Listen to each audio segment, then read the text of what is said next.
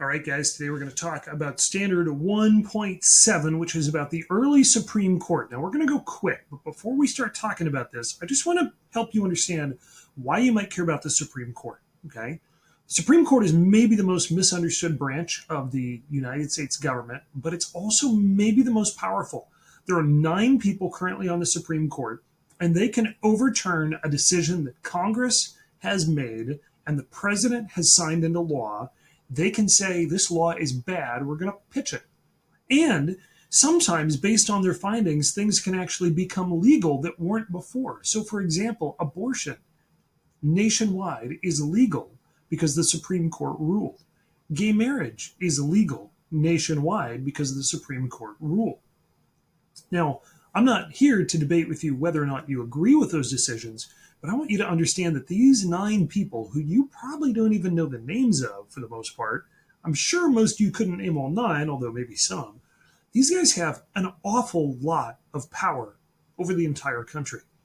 So, how in the world did this thing come about, and why did they get so much power?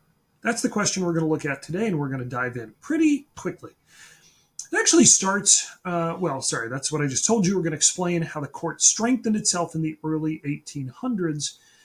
And we're going to go back to where we were last time. We talked about Hamilton and Jefferson, and we talked about how they keep debating over how we should interpret the Constitution.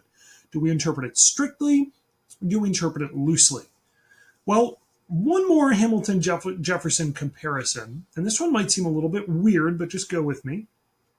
Hamilton believed very much that we should support the British. And this makes sense for a couple reasons. Number one, as it says there, they're our mother country.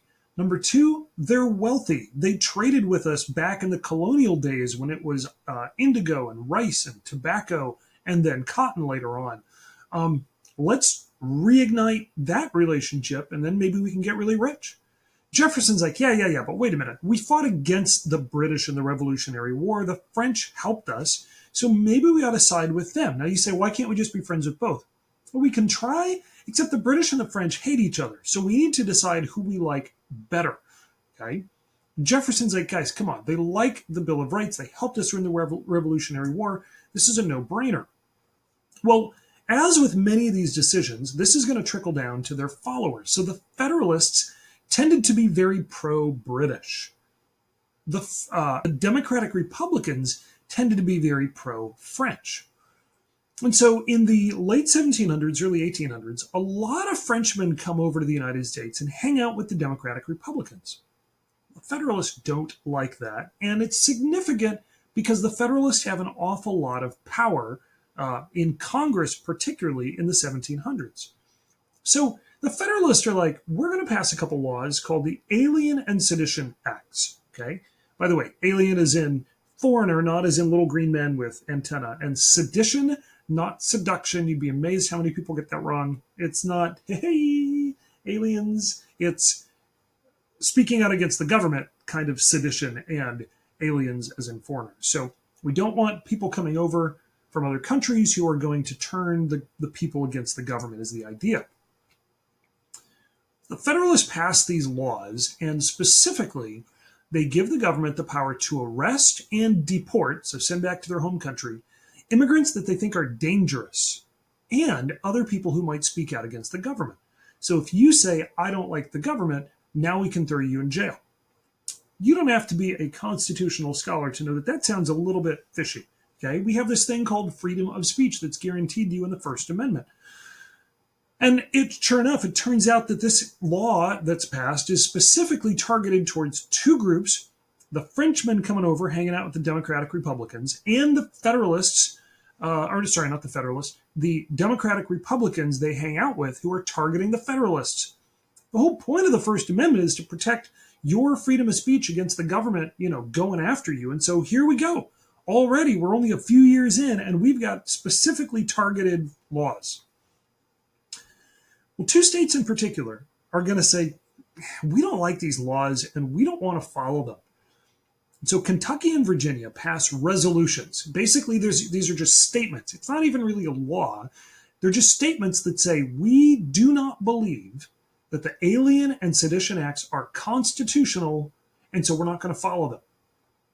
That sounds really great, except for one question. The Constitution doesn't seem to give Kentucky and Virginia that power, right?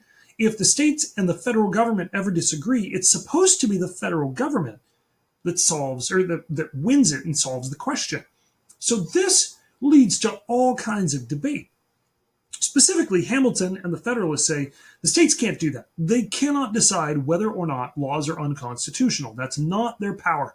And Jefferson says, yeah, well, somebody better. Okay, these laws are politically motivated. The federal government's not doing it. They're corrupted by the Federalists. So clearly this is a problem. Okay, we might as well give this power to the states because remember, Jefferson's always about the little guy, about the farmer, about protecting the common man. So you might be asking, all right, so who does have the power to declare laws unconstitutional? I'm so glad you asked. So guys, think about the Supreme Court back in the day, because some of you know they're the ones that today can do it. But when Congress first creates the Supreme Court, it's not very specific about how it's going to look. In fact, if you look at the Constitution, it has huge blocks of text about Congress. It's got not quite as many, but still a lot of blocks of text about the president and how he works.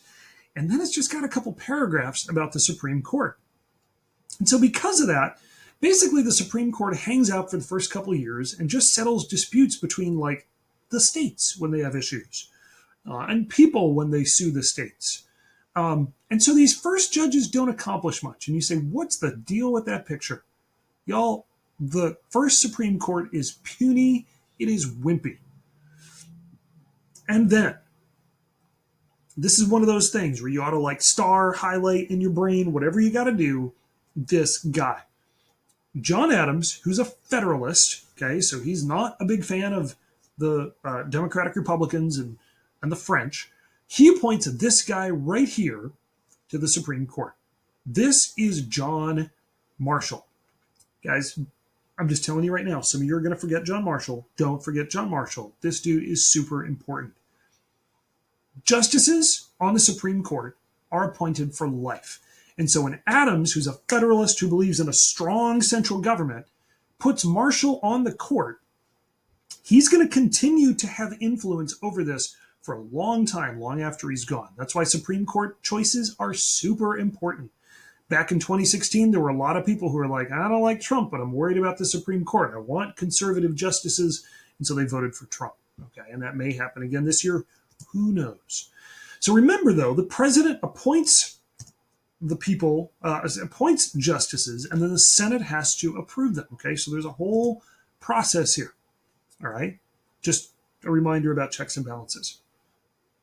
So Marshall, every time you see him, is going to do one thing. And this is the thing you ought to star because you might forget specific cases. That's fine. As long as you remember what John Marshall's attitude toward the court is. It's so important. John Marshall takes the puny, wimpy, dinky little Supreme Court and he juices it up with like a super soldier serum. You see what I did there? Yeah. And now we have a Supreme Court that is super powerful. Now, here's the question.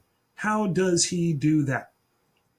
Well, he does it with a case that I'm going to simplify for you. In fact, I don't think all of this is in your notes. You don't need to worry too much about it. There's a Supreme Court case called Marbury versus Madison, which unfortunately is rather complex. You can see there's some information about it. In fact, I'll probably link in the description to a great video that explains it because some of you are going to say, I'm fuzzy on this and I feel like I have to understand it.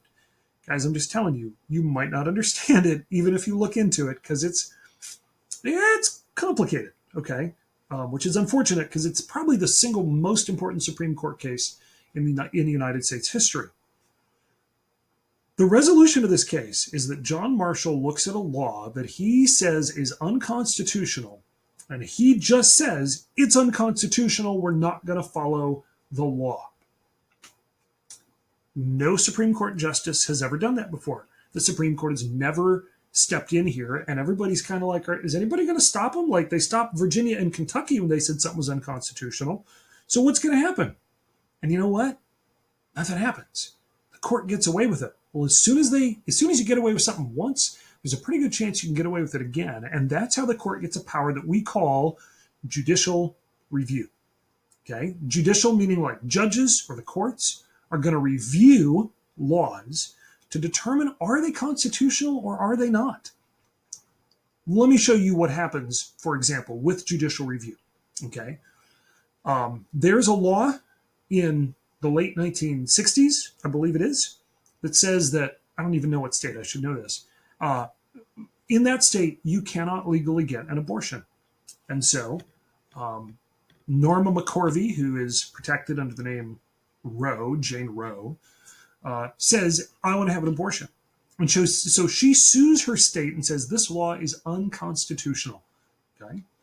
This goes all the way to the Supreme Court. And the Supreme Court agrees with her. It says a law that says you can't have an abortion is unconstitutional. Now, guys, abortions are legal in some states and not in others. Even though it was only one state that specific law applied to at the time, when the court says you can't make a law that says abortion's illegal, suddenly it is legal in all 50 states. That's the power of judicial review. That's how gay marriage became legal just back in, 2015, 2016? That's how, okay? A lawsuit was brought against a state that said we can't have gay marriage in the state. The court said, nope, that's not okay. And now every state has it legal, even if they had the desire to not make it legal. Guys, Marbury versus Madison greatly strengthens the power of the Supreme Court and the federal government for years and years and years following. Now, let me tell you how you ought to remember this and how you ought to think about it. You will see a question on the test that asks you, what does the Supreme Court do in this particular case? And you know what?